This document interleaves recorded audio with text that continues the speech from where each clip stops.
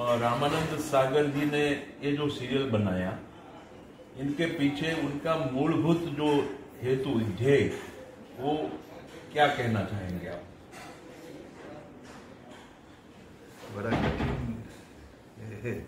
सवाल है।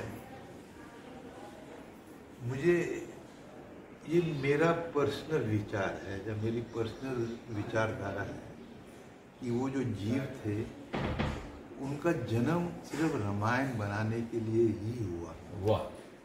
क्योंकि उनका जब बचपन में जब वो पैदा हुए तो उनका नाम चंद्रमौली रख दिया, जो शिव भगवान का है। जो शिव भगवान ने पहली बार रचना की रामायण की पार्वती माँ को, एंड काकभूषुंडी जी ने आगे जाके देखा, और उधर से फिर वाल्मीकि जी ने काव्य में 24,000 श्लोकों में लिखा कि जब वाणी आई, अपना जब लिपि आई तो तुलसी जी ने दी।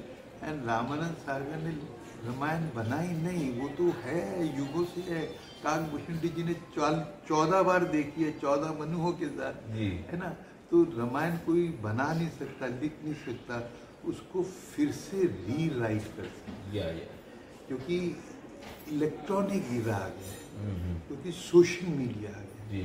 आज के बच्चे आई लव यू भी नेट पे बोलते हैं, मेरी डाइवोर्स हो गया वो भी नेट पे बोलते हैं। जी बिल्कुल। तो नेट इतना पावरफुल हो गया है, क्योंकि हमारे शास्त्रों में लिखा है जो 5 तत्व हैं, धरती, जल, आकाश, वायु एंड आकाश एंड अग्नि, इन पांचों में से सबसे, हाँ, ये सबसे बड़ा तत्व आकाश है।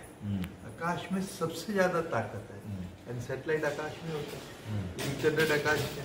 तो ये जीव को भेजा गया कि अब ये वक्त आ गया है, ये समय आ गया है कि मनुष्य के लिए इलेक्ट्रॉनिक ईरा में, इलेक्ट्रॉनिक लैंग्वेज में इसको रीराइट किया जाए। तो जब उनका नाम संस्करण हुआ चंद्रमौली से, राम आनंद बन गए।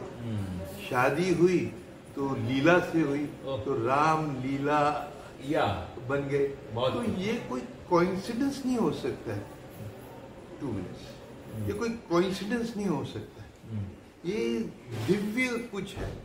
एंड उन्होंने इतने जिंदगी में संघर्ष किए, टीवी हो गई, साक्षी बाप की फिलॉसफी ली, जिसको कहते हैं विटनेस लिविंग, है ना, कि करता होते हुए डरता होना, डरता होते हुए करता होना। तो सारी जिंदगी उनको ये फिल्में, ये जो कहानियां लिखी, उपन्यास लिखा, और इंसान मर गया।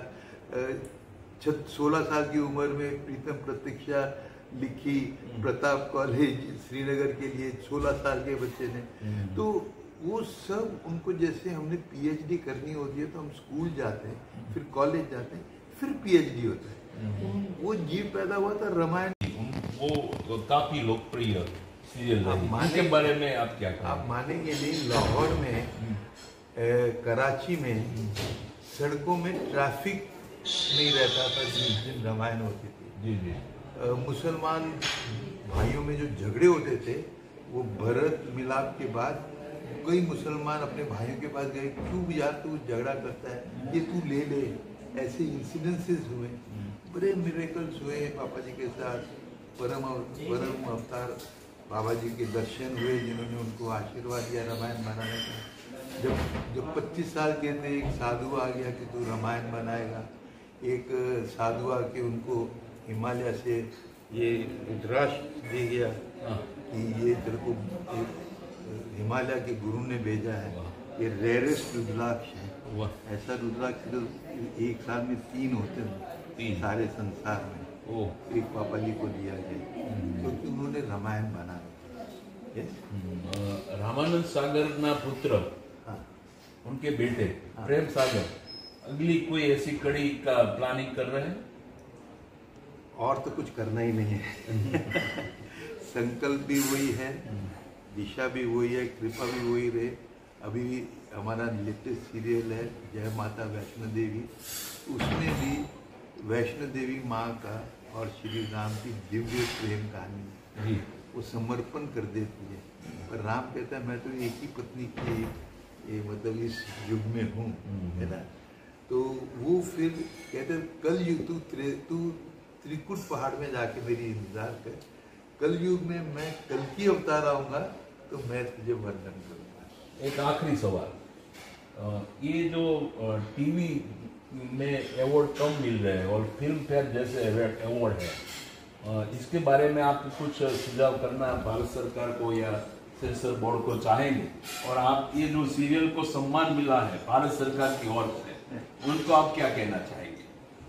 अभी मैं क्या कहूँ इस विषय के बारे में, मतलब गवर्नमेंट बदलती रहती हैं, पर एक जीव ने जो इतना फैलाव मतलब सनातन धर्म का या भारतवासियों के लिए जो नई पीढ़ा को दिया, उसको सिर्फ एक पद्मश्री मिला, ये थोड़ी सी सबके लिए विषय की बात। जी जी है ना? जी, श्योर, बस बात। Thank you.